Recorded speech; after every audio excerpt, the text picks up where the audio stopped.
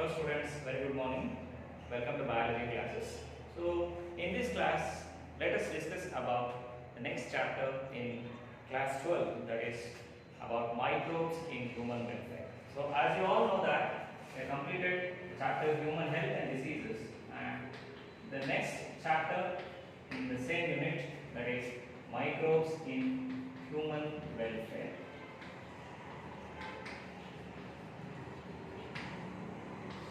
Microbes in human welfare. Okay. So, in this chapter, you are majorly going to study about the benefits of various microorganisms,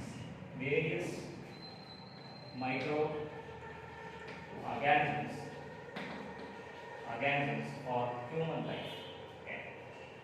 So, where we study the benefits of microorganisms in household products, where we study the microorganisms in industries, how we are applying microorganisms to get or to obtain various products of our desire or of our need, and also the microorganisms how they are employed in cleaning the environment. So, like in sewage treatment or in biogas production, or even we can employ the microorganism to generate energy.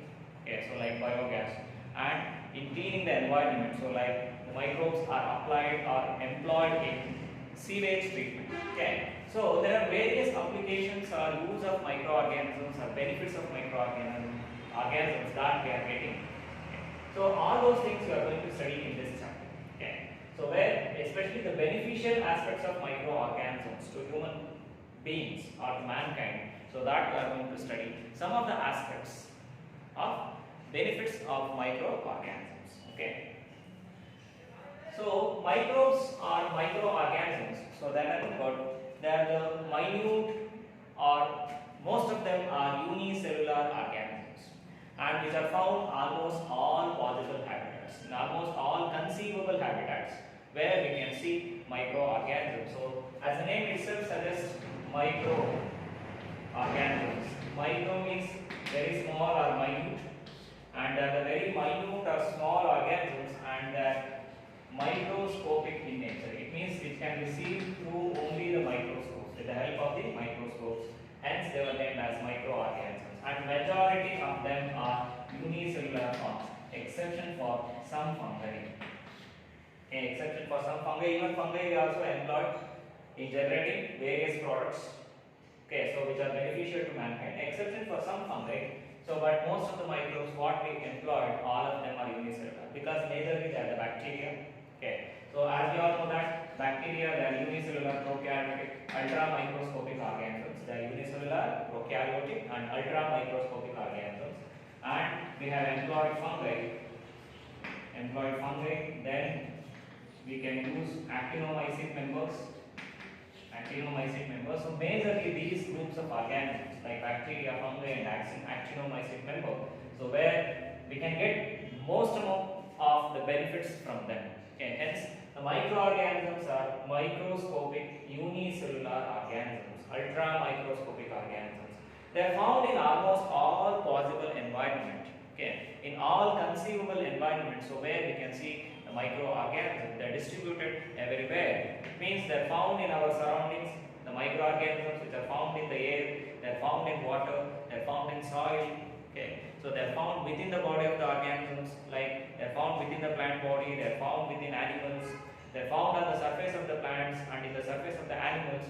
So the human body, where we have huge amount of microflora in our body, especially in our digestive system as well as in the urinogenital system, and also the skin of human beings that inhabits the various microorganisms. Okay, so which are especially the beneficial microorganisms, and the microorganisms which are majorly found in the human digestive system. So most of them they are beneficial to us. Okay, and also they are majorly found in the urinogenital system. So like lactobacillus species, they are found in the vagina of human females.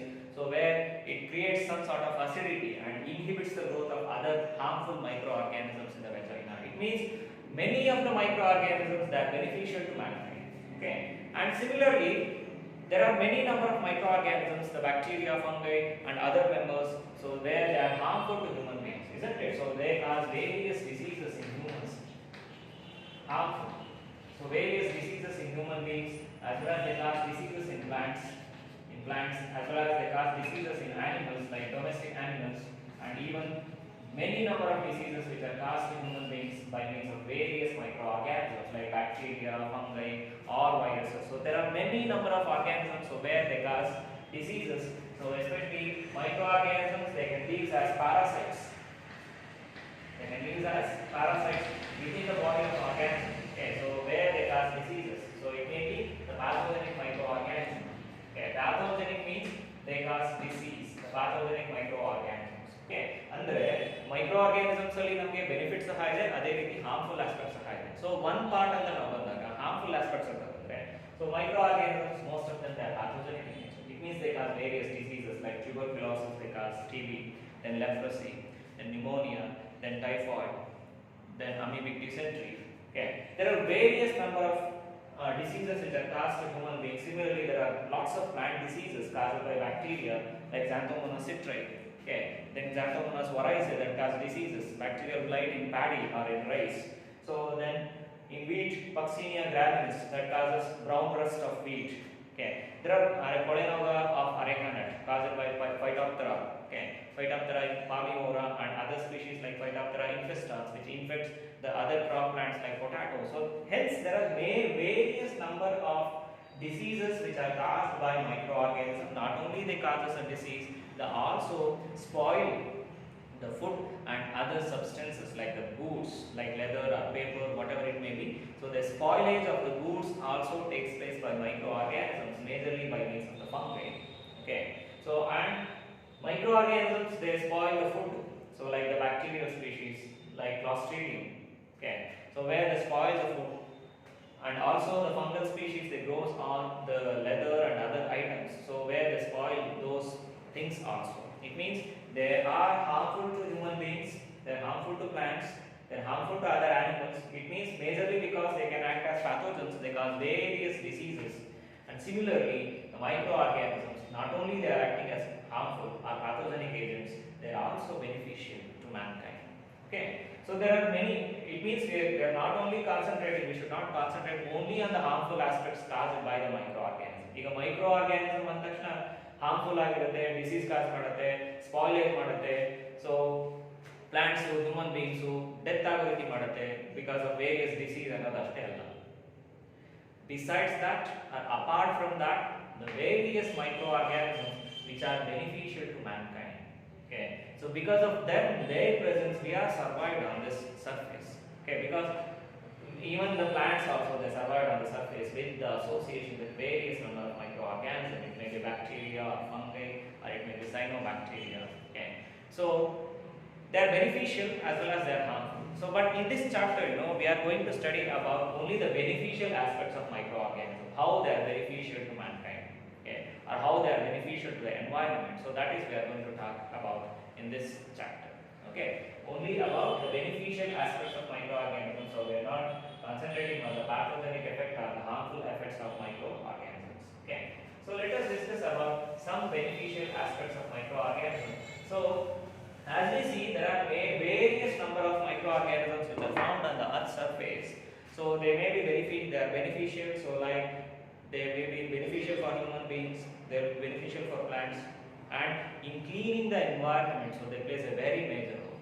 How in cleaning environment? That is by causes a process what is called as the decomposition process. So decomposition that majorly takes place by means of microorganisms. So no higher organism which causes a process what is called as a decomposition. Only the lower organisms like fungi or bacteria, so are the other members, so where they cause the process what is called as decomposition. It means the breakdown of complex organic molecules into simple forms. The dead bodies of plants and animals when they fall on the soil, okay, so where that will be majorly broken down by the microorganisms into very simple forms. Okay, so like the inorganic elements like nitrogen, phosphorus, calcium, potassium, carbon dioxide, sulfur, magnesium, manganese, various substances or various inorganic elements which are present in the living body. Once it is died, then it is totally decomposed into the elements, the inorganic elements and organic elements which are added and increases the fertility of soil, isn't it? And similarly, once the nutrients were added to the soil, it will be recycled. So hence, the process of decomposition that majorly helps in recycling of the elements in the environment. Okay, so recycling, it's a procedure, so where the nutrients get recycled either in the atmosphere or in the soil, but ultimately it will enter into the living system, isn't it? Say for example nitrogen. So whenever a plant or an animal that dies, so where the organic matter that is added to the soil, so then by the process what is called as decomposition, the nitrogenous substances or nitrogenous compounds which are released to the soil. So the plants will absorb that, and also by association with some microorganisms, say as rhizobium bacteria. Not only rhizobium is responsible for fixing nitrogen, there are lots of species like Azotobacter, Azospirillum, and Clostridium. So there are many species of bacteria and fungi, they were able to fix the atmospheric nitrogen. Okay, but rhizobium, it forms symbiotic association with some plants, especially the leguminous plants. So where it fixes atmospheric nitrogen. So thereby the leguminous plants will get their nitrogen source. That's why leguminous seeds are proteinaceous in nature, because they can fix more amount of nitrogen when compared to the other plant groups. That's why the pulses, they were very much rich with the proteins. Okay, not only proteins, along with the vitamins and carbohydrates, they are also in a larger quantities in the leguminous plants, but majorly the proteins. That is with the association of the rhizobium bacteria. Okay, and the other species of microbes, they cause decomposition, whereby the recycling of the elements takes place. Okay, without recycling, the nutrients will be one fine day, if there is no recycling in the environment, one fine day, the entire nutrients will be perished away, because no further nutrients are available to create a new life, because totally the life is produced or formed because of the chemical substances, isn't it? So the carbon, oxygen, nitrogen, hydrogen, phosphorus, then potassium, calcium, magnesium, manganese, there are many elements which are together forming the life, and they are regenerated by the process what is called as decomposition. Hence, microorganisms, they are very much beneficial to the environment. I am not telling about only for human beings, but they are beneficial to the environment. Okay, and also they are beneficial to the man. Okay, so let us discuss some of the beneficial aspects of microorganisms to human beings, okay, or mankind. So first thing, or first category is about microorganisms beneficial to mankind, that is in household products. That is in household products. Household products. So man began to employ microorganisms as soon as, that is around 5000 BC, where he realized the use of microorganisms. He prepared many things by using microorganisms, like the beverages, maybe the wines, okay, by the process what is called as the fermentation, the fermentation, and also the other elements like the curd preparation and the other things. So man employed microorganisms, that is in 5000 BC. Okay. After that, nowadays we successfully employed, andre ee period alli microorganism idea ittu anta, but there is a concept that where fermentation process that can generates the wine and other products, the curd can be prepared. So that idea was there at that time. It doesn't mean that man has employed microorganism, so where he knows the idea about microorganism, he know what are the different species found, so how to use them. So not those ideas, but there are some processes which are based on the microorganism. So that processes, the idea of that process, the man knows at that period. But later on, so as and when the science field that start developing the biological field, there are various discoveries were made in the biological field, especially the invention of the microscope. Based on all those things, that leads to the investigation of various microorganisms, identification of microorganisms, and the benefits which are caused by those microorganisms. So that were identified later, in the later periods. Okay. Similarly, one of the best example for household application of microorganisms or for household products, that is the preparation of the curd. Isn't it? So this is the best and very simple example where the microorganism is employed. Okay. So the microorganisms like the bacteria called as lactobacillus. Lactobacillus. So this is a gram positive bacteria. So where it majorly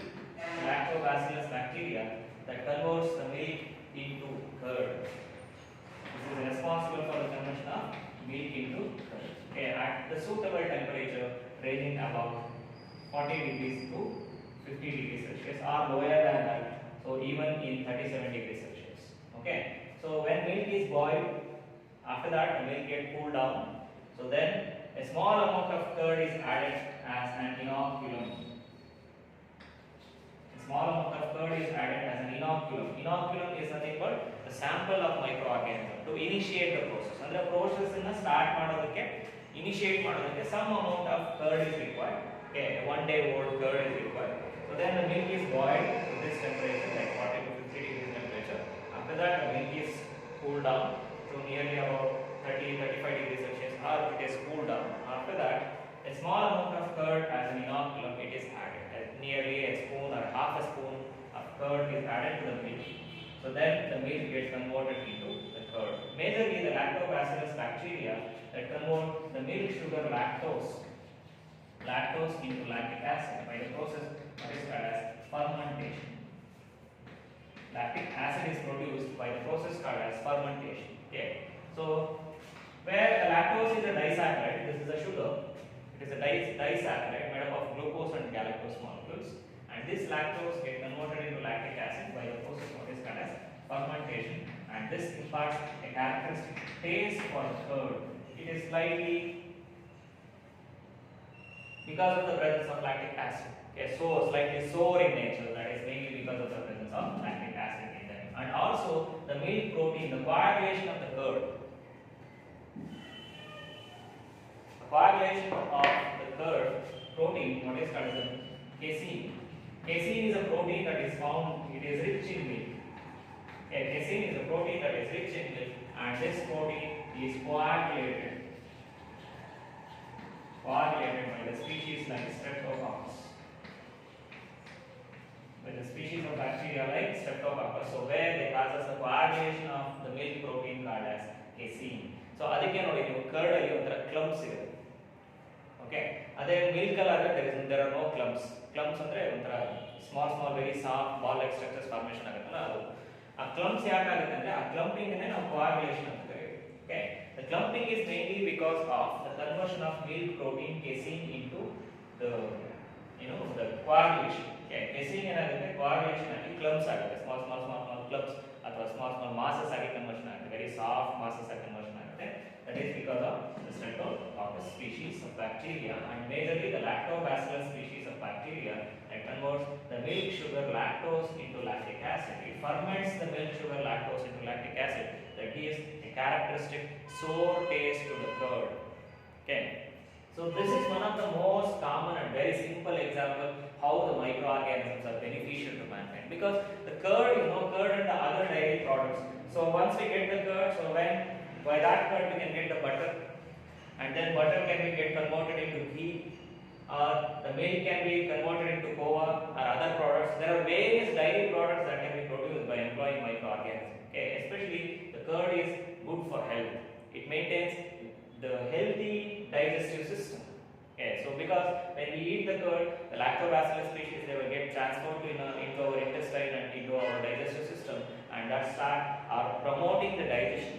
Okay, a healthy digestive system that can maintain with by eating the curd. Okay, so or by taking curd with our daily food.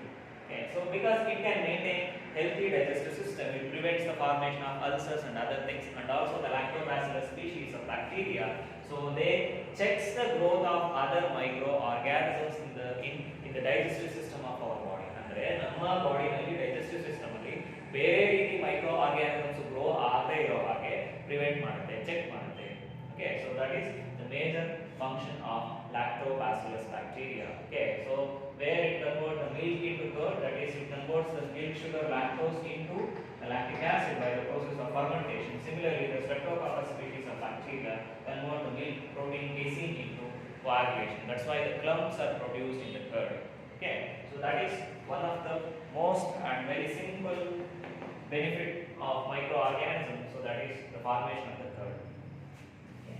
Similarly, the next thing is the application of microorganisms in the household products like the dough. Like the preparation of dough. Dough ಅಂದ್ರೆ ಹಿಟ್ಟು ಅಂತ. ಅಂದ್ರೆ ಈಗ for example dosa or idli on even making the bread and other bakery related products, especially the bread and cake. Okay, so where a dough is prepared. So in making like dosa, the tiffins like dosa or idli. So a dough is prepared by mixing the rice plus the black gram. Black gram is nothing but the urad dal. Okay, the uddin bede idivalla, so the black gram, mixing rice and black gram and other elements like the fenugreek seeds and poha means avalakki idivalla. So there are many things, substances ಅಂದ್ರೆ combine ಆಗುವಂತದ್ದು, combination ಆಗುವಂತ substances mix ಮಾಡಿ. So they will be soaked for nearly about 6 to 8 hours. After that a dough is prepared by them and the dough is kept overnight, for example 10 to 12 hours. It is kept for about 10 to 12 hours. After that you see when they were kept for 10 to 12 hours in a container, you see a rise in the level of the dough. And observe, suppose if the dough prepared, if it is at this level when it is prepared, but when we see after 10 to 12 hours of incubation, so where you can see up to the dough get rises in the container, that is majorly because of accumulation of carbon dioxide in that. Okay, and the essential elements like rice and black gram or the fenugreek seeds or whatever the mixture, that majorly get converted into most essential things. Like it is rich with the vitamins, it is rich with the protein. So black gram is rich with proteins, no? Whereas rice is rich with carbohydrate. So mixture of protein and carbohydrate that taken place by the activities of microorganisms. So where you can see a rise in the level of dough after 10 to 12 hours of incubation, that is majorly because of accumulation of carbon dioxide. The fluffy nature of dosa or idli, and the dosa ಮಾಡಿದ ತಕ್ಷಣ there are small holes ಬರುತ್ತಲ್ಲ, that is because of the carbon dioxide escapes out. And similarly idli is very soft, spongy, and the small holes which is found in the idli, that is also because of the carbon dioxide that is stored in the dough. So that's why the dough get increase in the level. Okay, mainly because of accumulation of this. So this is taken place by means of various microorganisms, especially the bacterial species. Okay, so they cause the fermentation of the dough. They cause the fermentation. So this is also a fermented product. Dough is also a fermented product because the carbohydrate and the sugars and the proteins which are found in the dough, which is prepared by mixing rice, black gram and other things, other ingredients. So where by the activities of microorganisms they get fermented and increases the level of carbon dioxide. Okay, so thereby the dough is a fermented product. So by the microorganisms. So for example, like the species like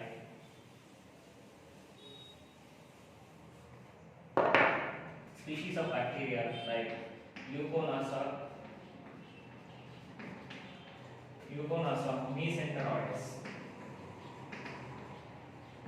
mesenteroides and Streptococcus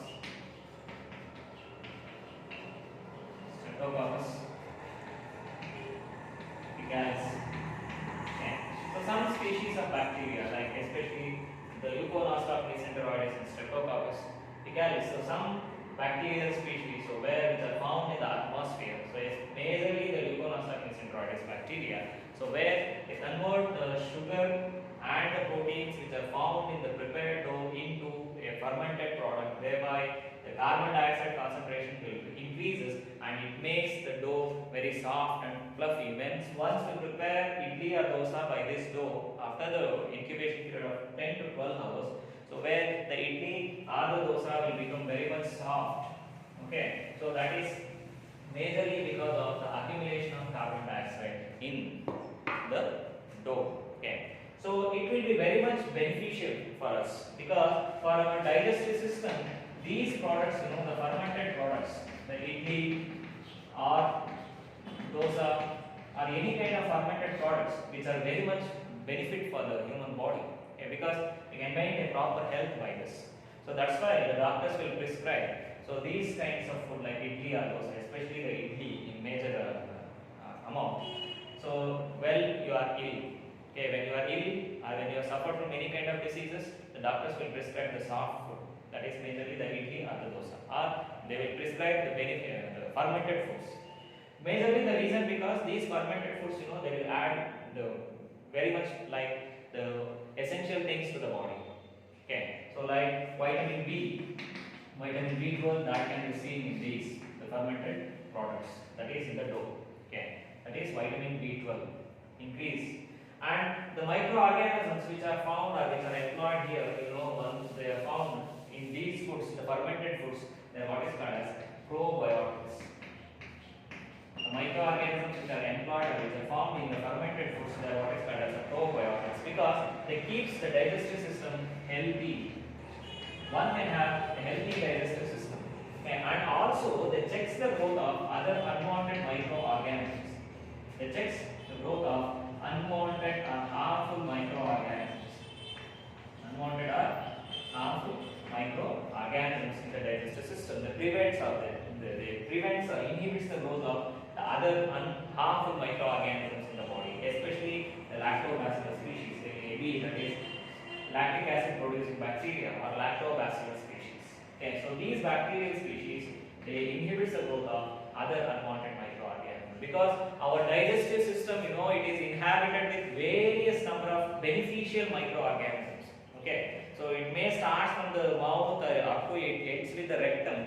So many number of useful microorganisms that can be seen. So it will be benefit or helpful to maintain a healthy digestive system. It protects the digestive system, and also another very important thing, it helps in increasing the immunity. It helps in increasing the immunity. That is the resistance power of the body. So that get increased by these organisms, especially the probiotics. Okay. So these are the beneficial aspects of the probiotics. Okay. So they prevent ulcers. They prevent to maintain healthy digestive system, and also they increases the immunity. They checks the growth of other unwanted microorganisms which are found in the body. So all those things, which is the beneficial aspects of the probiotics. Okay. Similarly, the other microorganisms like the Saccharomyces cerevisiae. Saccharomyces cerevisiae is nothing but the yeast.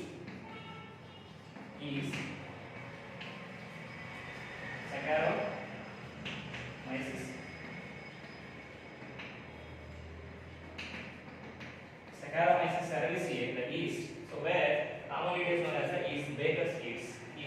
It is majorly used in preparation of wheat dough. A wheat dough is majorly prepared by adding the yeast or Saccharomyces cerevisiae.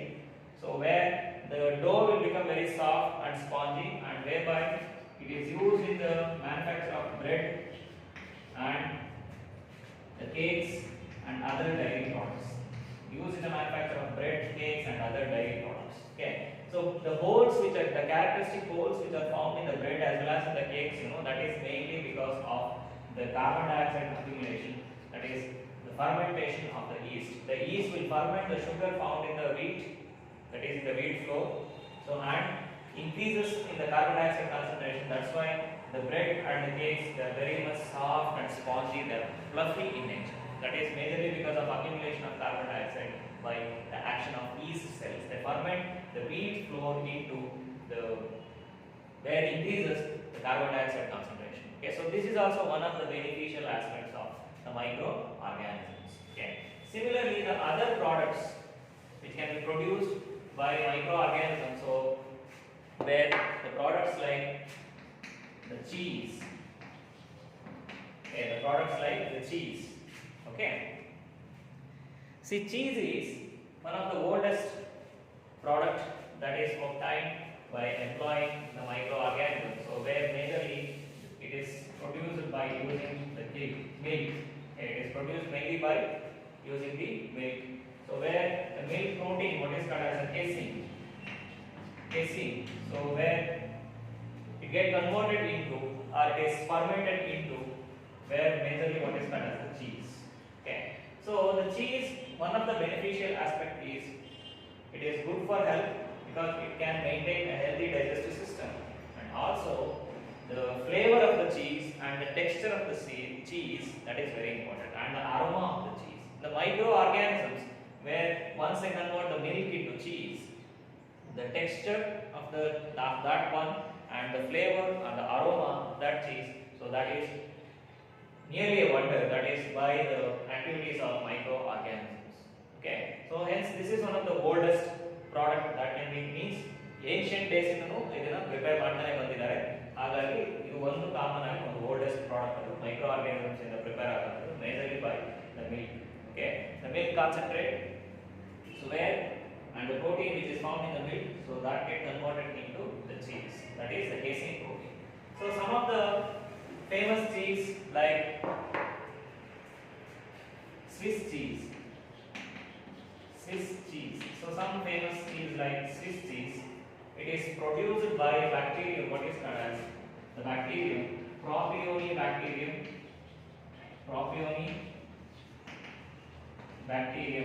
shermani. Propionibacterium shermani. So this is one of the bacterial species. It is used in the manufacture of the Swiss cheese. Okay, so idana one marks ಗೆ ಕೇಳ್ತಾರೆ ನಿಮಗೆ. Mention the microorganism employed in the preparation of Swiss cheese. So Swiss cheese is one famous cheese. The reason because of its characteristic aroma, the texture, and another thing, the larger holes present in the cheese. Larger holes found in the cheese. Okay, so the bacterium is Propionibacterium shermani. So this is made from the milk, that is what is called as the Swiss cheese. It is characteristic with its aroma, the texture, and the larger holes found in the cheese. And Swiss cheese is obtained by Propionibacterium shermani. Remember that this will be asked for 1 marks. Okay. And similarly, the next type of cheese, what is known as the Roquefort cheese. Roquefort cheese. So it is also famous for its aroma and flavor. So the Roquefort cheese is famous for its aroma or the flavor. It is aroma and also for its flavor and the greenish mottling of the cheese. So hence, because of this, it is famous, the Roquefort cheese, and it is majorly obtained by a fungus, what is called as Penicillium roqueforti.